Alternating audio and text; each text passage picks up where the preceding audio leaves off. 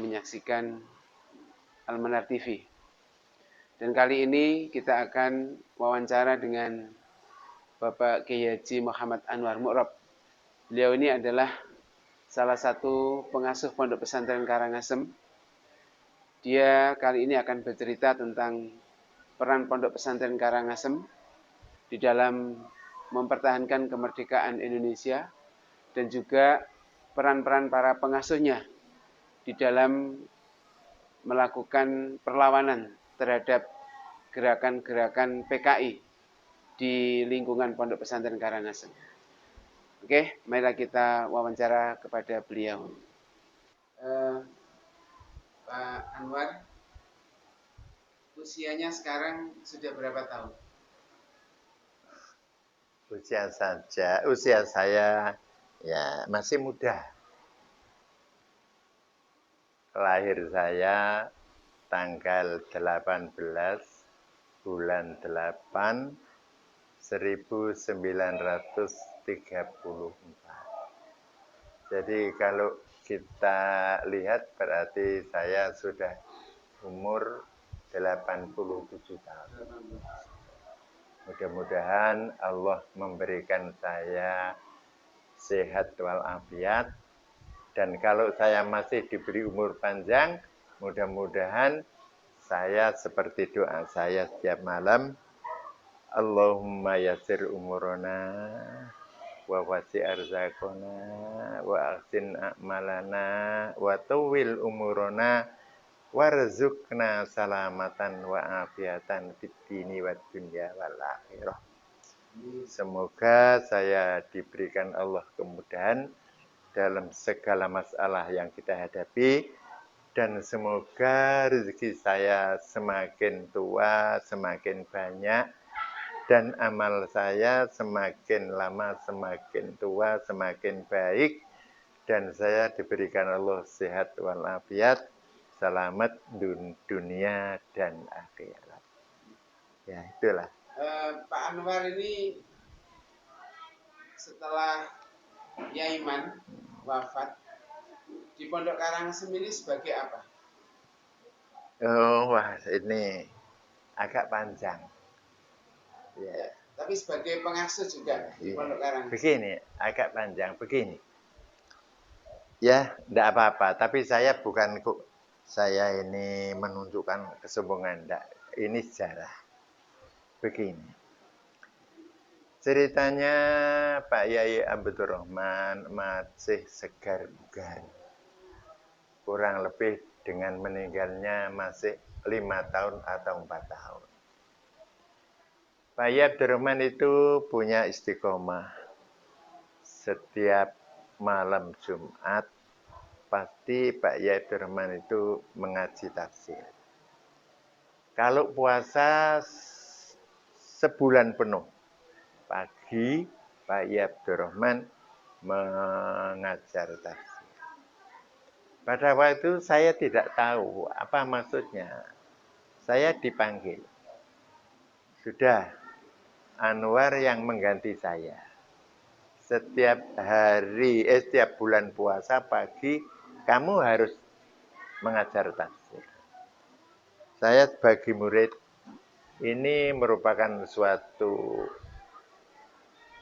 percobaan, pembelajaran oleh iman. Saya sami'na wa ata'na. Yang aneh, saya ngaji iman tidak pulang, pasti di muka saya mendengarkan. Saya lebih senang. Kenapa? Karena Pak Yai Abdurrahman nanti kalau melihat saya salah, dibetulkan. Saya ngaji.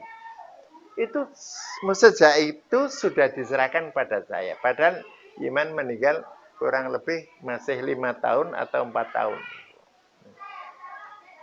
Pada suatu ketika pada bulan puasa, setelah saya ngaji, Pak Yai Abdurrahman bilang pada saya, setelah ngaji nanti datang ke pendopo ke rumah saya.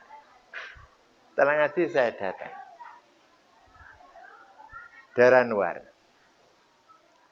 kamu saya beri syahadah. Loh, syahadah apa ini? saya akan memberikan syahadah atau ijazah kepada kamu sebagaimana guru-guru saya memberi ijazah kepada saya. Loh, kok saya kok tidak yang lain? Enggak. Ini kamu yang saya tunjuk. Terus apa? Ini kamu tulis dengan tanganmu sendiri. Ijazah dari guruku, guruku dari gurunya, dari gurunya, dari gurunya. Kalau Bukhari, saya diijazahi mengajar Bukhari oleh guru saya dari guru saya, sampai sanad Imam Bukhari. Muslim juga demikian, dari guru saya, dari guru-guru saya sampai langsung Muslim. Usul fikih juga begitu dan lain-lain. Jadi kamu berhak mengajar ilmu apa saja yang kamu peroleh dari saya. Saya sebagai syahadahnya. Tapi ini tulis dengan tanganmu sendiri. Sehingga saya tulis kurang lebih ada 8 halaman saya tulis. Nah, setelah saya tulis, saya serahkan pada Pak Abdurrahman. Akhirnya Pak Abdurrahman memberikan memo. Ajaztu ibna kholati kama ajazani ustadi wa ustadi wa ustadi dan seterusnya. Nah, saya sendiri merasa terima kasih, tapi saya prihatin. Saya di ijazah ini harus kita betul-betul melaksanakan, mengajar ilmunya iman semampu saya. Nah, dan memo atau masih saya pelihara baik-baik. Dan ternyata ini saya sendiri tidak dusta.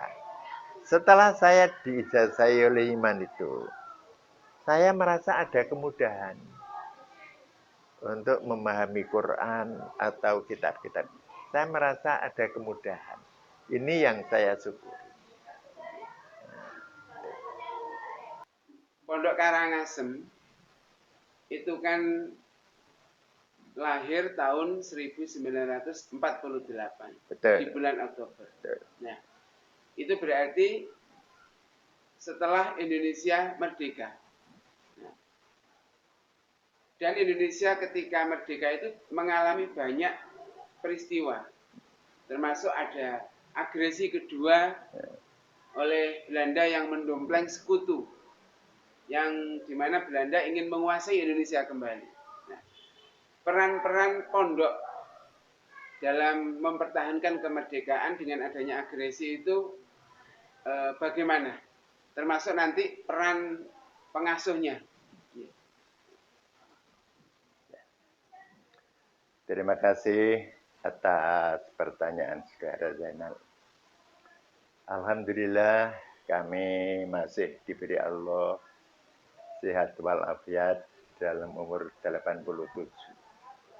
Jadi saya bisa menyaksikan langsung pada waktu agresi kedua, peran pondok dan peran pengasuhnya.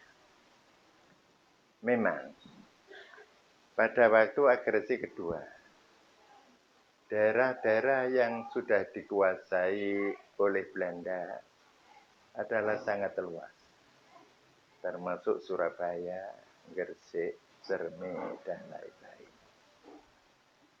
Ketika Belanda mengguncang tentara sekutu setelah Jepang dibom di Hiroshima, sekutu datang untuk melucuti tentara Jepang yang juga pernah menjajah Indonesia selama 3 tahun. Nah, ketika sekutu datang untuk melucuti tentara Jepang, Belanda mengguncang, ingin menguasai Indonesia kembali. Tapi bangsa Indonesia yang terkenal dengan arek-arek Surabaya tidak gentar untuk melawan sekutu dan melawan Belanda. Sehingga bisa kita lihat sejarahnya pertempuran di Jembatan Merah. Sehingga Jenderal Malabi, Jenderal Inggris telah meninggal di Jembatan Merah. Yang ikut mempertahankan negara kita atas penjajahan Belanda kembali itu melibatkan banyak kiai dan santri. Tidak terbilang santri yang gugur di dalam pertempuran, bahkan kiai-kiai juga ikut menjadi syahid. Nah, termasuk diantaranya adalah Bapak Kiai Haji Abdurrahman Samsuri, pendiri Pondok Pesantren Karangasem. Beliau beserta Pak Kiai Amin Tugul ikut terjun ke tengah pertempuran. Pada suatu ketika Pak Kiai Abdurrahman ingin menerobos benteng markas Belanda. Pada waktu itu markasnya dikelilingi dengan kawat berduri, dengan dialiri listrik. Pada waktu Pak Abdurrahman memotong kawat duri itu, anehnya tidak kesetrum. Beliau dengan almarhum Bapak Kiai Rawi, bapaknya Bapak Kiai Hamdi. Setelah Belanda merasa terancam dengan adanya penyusup. Iya. Penyusup, akhirnya Belanda memuntahkan meriamnya di Berondong. Tapi alhamdulillah kedua beliau selamat. Oleh karena itu, pada waktu itu Kiai Abdurrahman telah banyak berjasa di dalam mempertahankan pondok tanah airnya. Kemudian bagaimana santri-santri atau orang-orang paciran yang ikut menyerbu mempertahankan tanah airnya? Banyak, diantaranya Pak Abdurrahman, Pak Muadim, Pak Matkasan, semua sudah almarhum. Pak Sareh. Kemudian ada lagi Pak Kasdar. Pak Kasdar itu adalah ayahnya Pak Wafik Jeddah. Beliau besar tinggi, ganteng. Bahkan rumahnya yang sekarang ditempati Pak Anam toko ini, itu dulu adalah tempat Hizbullah. Pada waktu Hizbullah membutuhkan, semua penduduk diminta untuk ikut membantu berupa jagung. Jadi petani yang panen jagung itu diminta bantuan untuk mengumpulkan jagung.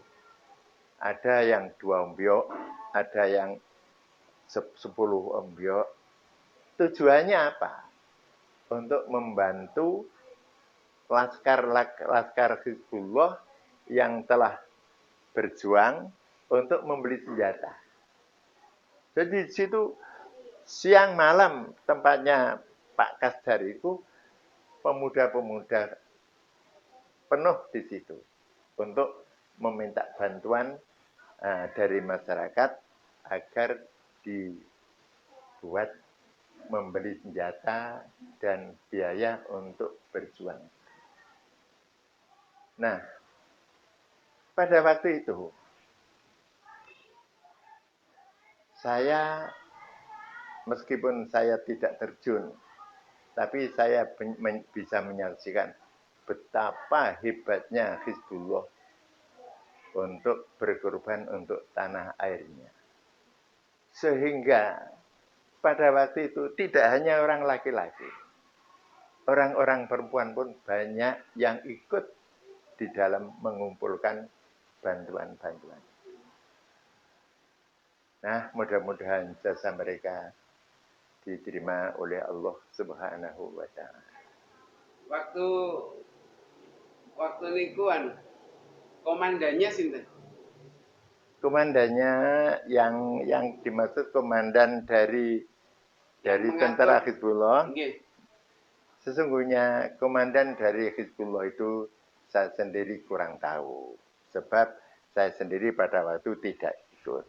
Tapi yang jelas semuanya itu seakan-akan menjadi satu. Tidak ada komandannya jadi satu. Waktu ini jenengan mungkin masih kecil.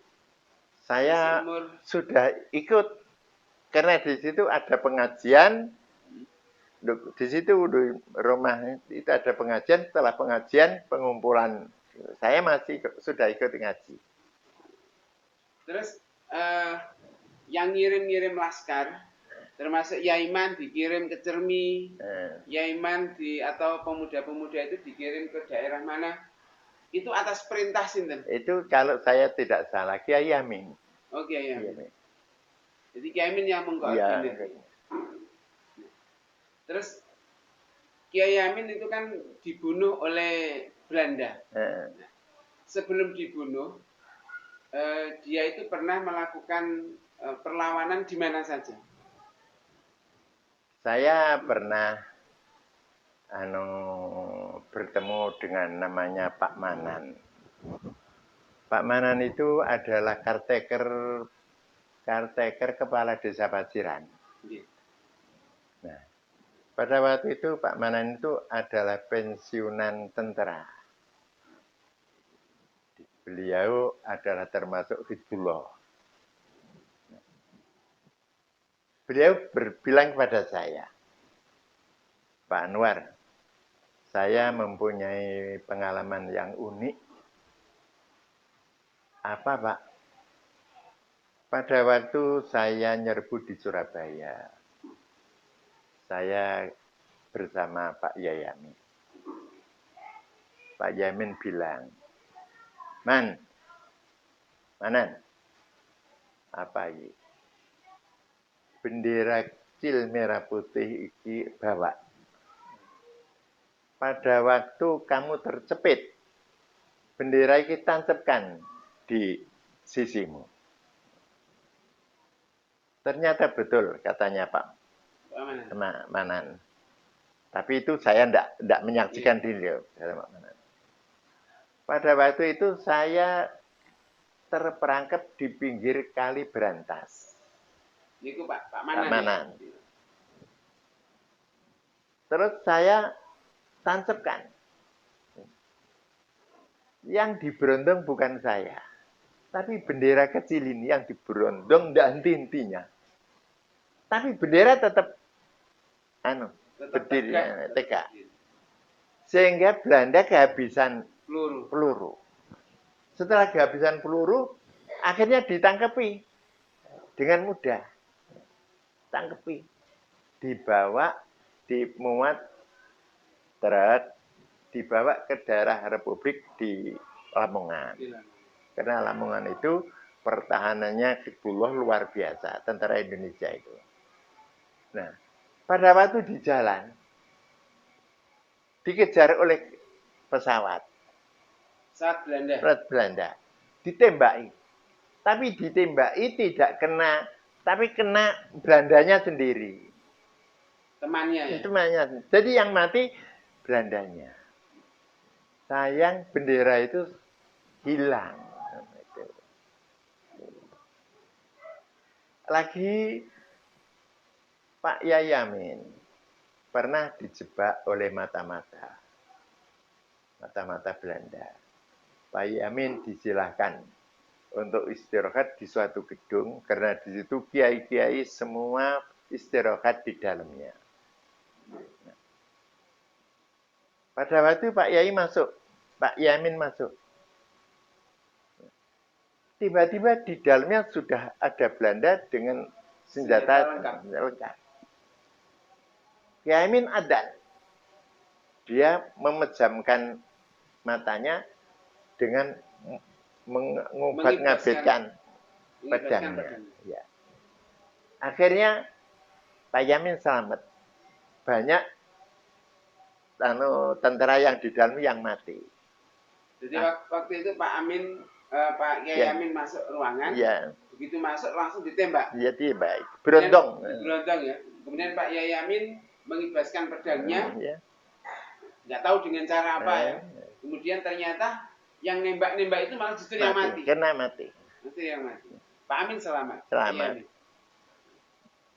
Yang kedua, yang ketiga juga pernah ada istilah dulu apa itu motor tank atau motor tank. Nah, akan melabrak kantor Hizbullah, tentara Indonesia ya, tapi kebanyakan pada waktu itu yang terkuat adalah Hizbullah. Nah, rantainya masuki pedangnya Pak Yamin. Rantai. Tang tidak bisa berjalan. Rantai tangnya disusupi pedang. Akhirnya tangnya tidak bisa. Akhirnya tangnya itu dirampas oleh tentara. Dan itu banyak sekali peristiwa-peristiwa yang aneh itu. Malah saya telah mendapat informasi. Kalau perang, di situ ada Kiai Yamin. Itu artinya mantep. Seakan-akan dia itu sudah tidak punya takut sama sekali.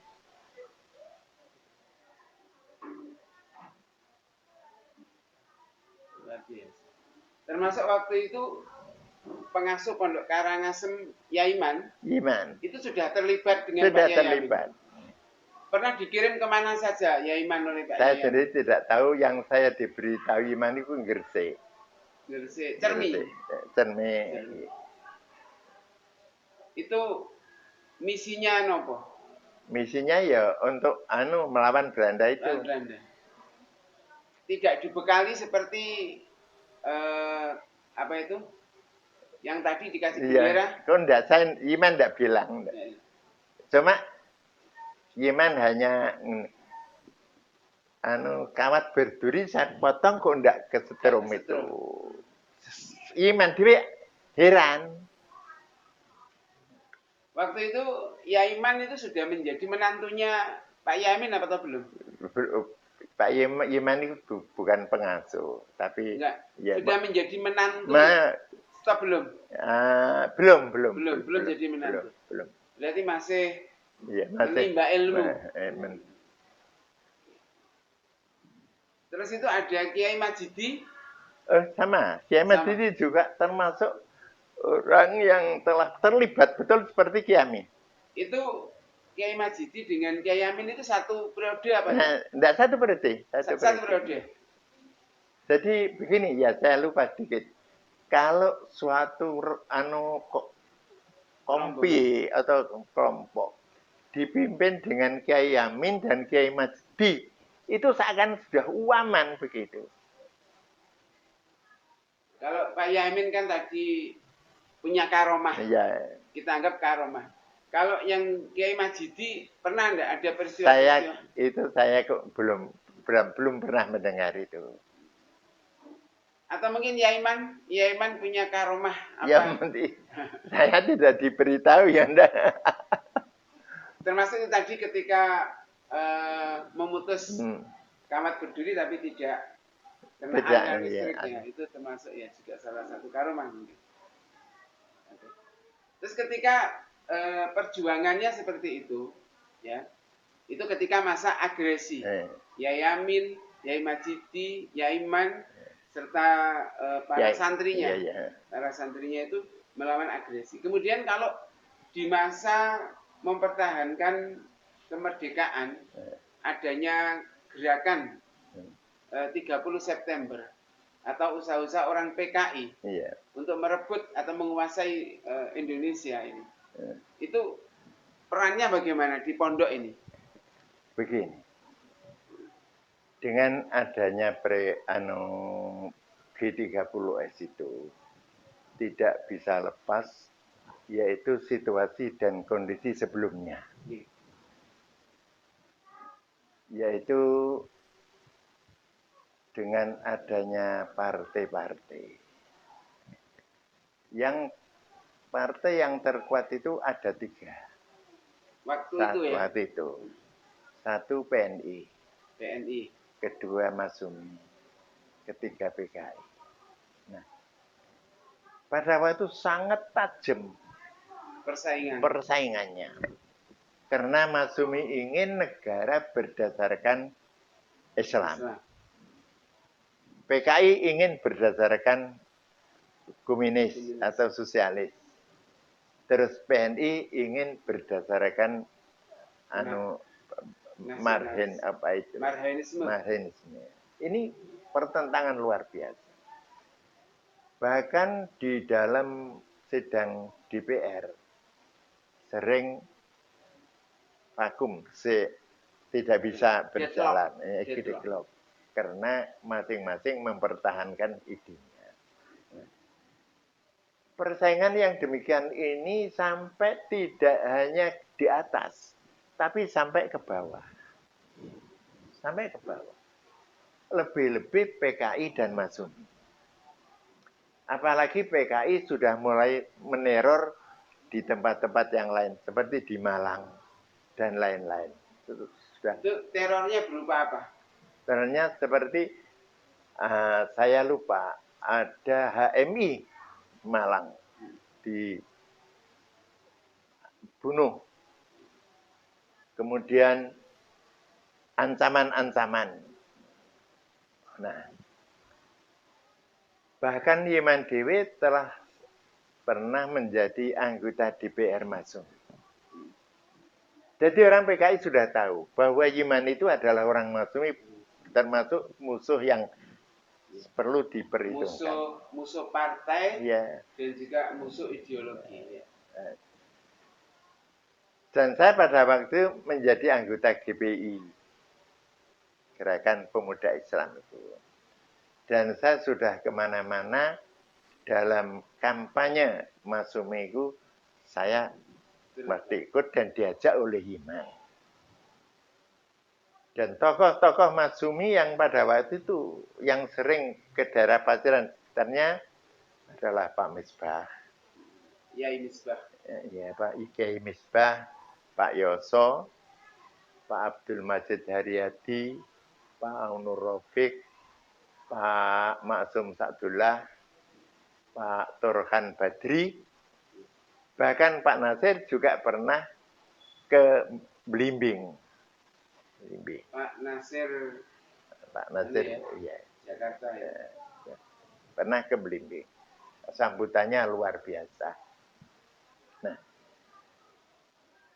mereka ini sudah luar biasa. Bahkan saya masih ingat Pak Aunur Rafiq dengan Pak Maksum Sa'dullah, yaitu ketua FAD, Front Anti Komunis, FAD.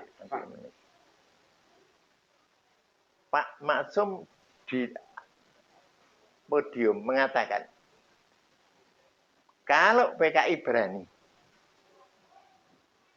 silakan, saya siap untuk melayani. Dan mereka jangan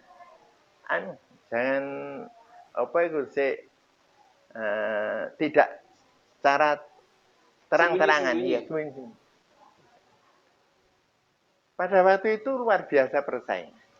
Nah, dengan persaingan itu, sehingga terjadilah suatu kesempatan emas bagi PKI untuk menguasai pemerintahan.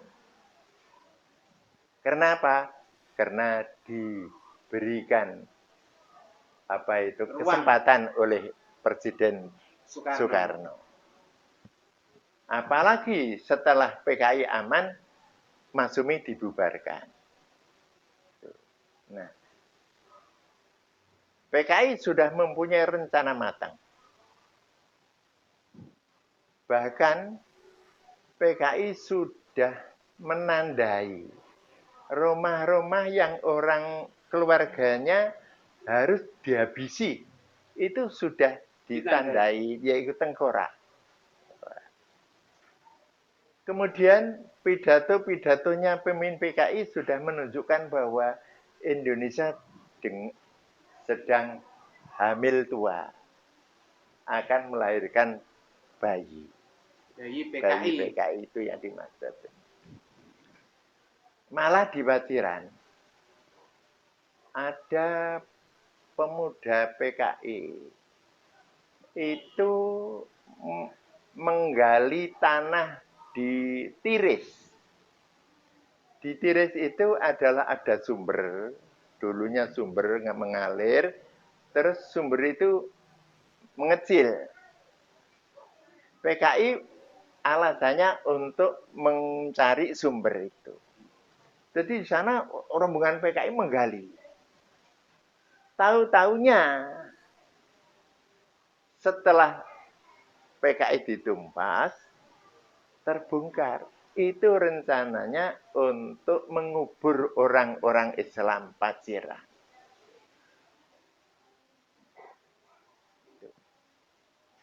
Nah, tapi belum ada satupun yang terkubur. Belum. Kedahuluan ditumpas itu. Kemudian bagaimana peran pondok pada waktu itu? Itu supaya tahu. Pondok ini sangat dibenci oleh PKI karena Iman adalah anggota DPR Masyumi. Dan semua muridnya seperti Pak Ali, Pak semuanya itu Masyumi kabeh. Nah, oleh karena itu pondok ini diancam. Sehingga pada waktu itu sering pondok ini diganggu. Termasuk rumahnya Iman yang rumah Bu Hasanah. Ya, yang selatan. Ya, itu. Pagi-pagi ada bekas orang pakai sepatu, ngubengi. Padahal pada waktu itu jangankan sepatu, kita belum tahu sepatu itu tidak ada. Sandal gapit saja tidak ada. Kok ada sepatu? Ada bekas sepatu orang mengitari. Pada waktu itu kita sudah Iman harus diungsikan. Jadi Iman itu setiap malam tidur pindah-pindah. Kemudian pondok ini memang kita mendapat informasi bahwa pondok ini akan diserbu oleh PKI. Nah, kebetulan pada waktu itu ada anggota polisi. Anggota polisi ini adalah PKI. Itu yang mengordinir pemuda-pemuda rakyat untuk menyerang pondok. Tapi tidak saya sebut namanya. Nah, pada waktu itu saya dengan teman-teman diserai Iman menjadi komandonya, pemimpinnya yaitu Pak Ali, aku, Pak Yasin untuk memimpin pemuda-pemuda. Sehingga saya selama 40 hari itu tidak pernah tidur malam. Sehingga di tepi sungai ini saya tempatkan pemuda sampai ke selatan. Selatan masih berupa rumpun buyuk dan bambu. Nah, terus ke barat sampai gunung. Dan saya terus mengisir itu. Pada suatu ketika, saya mendapat suatu informasi. Yaitu saya punya teman namanya Sunan. Sunan itu adalah adiknya Be'ruk. Be'ruk pulane maku gitu. Iya. Itu. Wonge iku kancane iku bandol-bandol kabeh. Orang preman. Iya, preman-preman kabeh. Nah, karena preman-preman itu dimanfaatkan oleh PKI untuk menyerang sini, preman itu bilang kepada Sunan, tahu kalau Sunan itu orang Paciran di pondok. Sun, pondok Paciran akan diserang pada hari Jumat Legi. Pada hari Jumat. Wah, hati-hati. Sunan memberitahu saya. Wong-wong tak kumpul. Jumat Legi ini kira-kira kurang 1 Jumat lagi. Ini akan ada penyerangan. Akhirnya pada waktu Jumat Legi datang. Betul. Di sebelah timurnya banyak sorot. Tapi sorot di bawah, ditunjukkan ke tanah ini. Sedit. Itu banyak. Wah, bahaya ini. Sehingga orang-orang saya siapkan. Akhirnya tidak ada. Hilang. Entah hilang, entah sudah muga ngono wis ra nyorot ngono apa. Sehingga sepakat saya, Pak Ali, Pak Yasin membawa orang 20 untuk mengejar. Jadi saya lewat Jembatan Padek, terus orangnya lari ke Gunung Pendil. Sehingga saya lewat jalan raya. Jalan raya saya buat ojo kumpul, tapi nguntualan. Jadi sitok sisi kanan, sing kanan, tok no kiri tapi ngene. Seksak. Iya. Seksak. Pada waktu saya lewat di Koramil. Koramil itu dulu masih di mukanya SD Loredalan. SD Paciran. Yeah. Terus polisi ya tetap di situ. Nah, setelah saya lewat, yang polisi itu, yang jaga itu masuk. Takut. Ya, entah takut, melihat lihat ada ya, orang di jalan ya, yang seksak takut. Koramil yang juga takut. Nah, terus ada orang yang kenal Pak Ali dan saya, Pak Yasin kenal dia Pak siapa itu mana Pak Buyung itu Pak Didi itu Sarmadi. Ya, Sarmadi. Pak Sarmadi. Duh, kok Pak Ali, Pak Yasin, Pak Anwar? Apa Pak? Pondok akan diserang. Terus saya kejar lari ke Gunung Pendil. Loh, kok enggak bilang pada polisi? Wah, lama kelamaan aku. Terus sekarang gimana? Udah lari enggak apa-apa. Besok lagi kalau ada segera Terus apa perlu Pak? Apa perlu apa perlu pondok itu dikirim polisi? Jangan, tidak usah aku. Nanti jangan-jangan polisi ketawur aku. Karena pemuda ini sudah marah aku. Jadi tidak usah aku. Nah, kemudian mulai aman ketika orang-orang yang anti PKI dan itu sudah ditangkapi, diselesaikan oleh aparat negara sendiri. Maksudnya bukan orang-orang yang anti PKI, tapi orang-orang PKI. Iya, ya. Orang-orang PKI. yang PKI itu sudah diambil sendiri, diselesaikan oleh keamanan. Kiai Amin itu kan melihat ceritanya ketika melawan Belanda, dia bisa mengibaskan pedangnya, itu bisa membunuh orang-orang Belanda ketika dia ditembaki atau diberondong oleh peluru itu. Dan saya mendengar bahwa Yai Amin itu juga dibunuh oleh Belanda.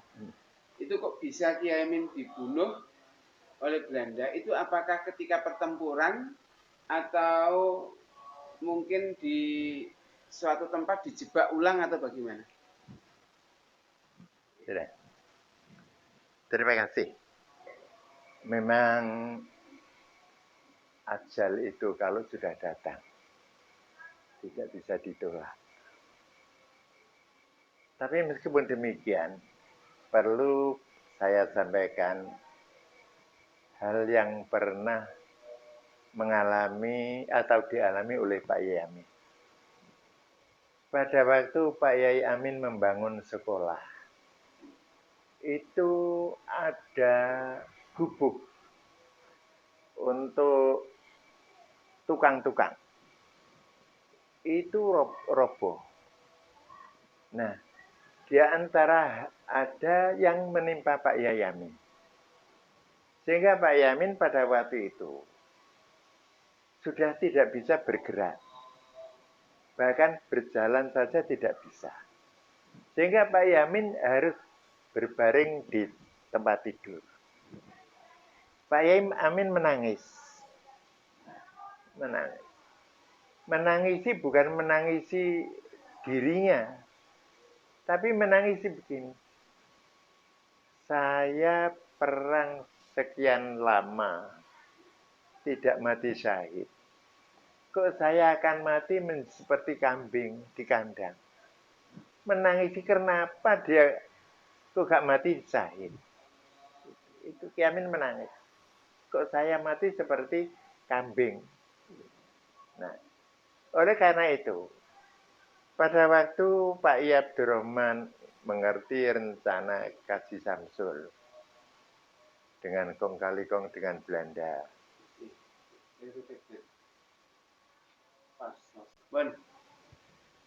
Pak I. Abdurrahman mengerti kong kali kong Kaji Samsul dengan Belanda.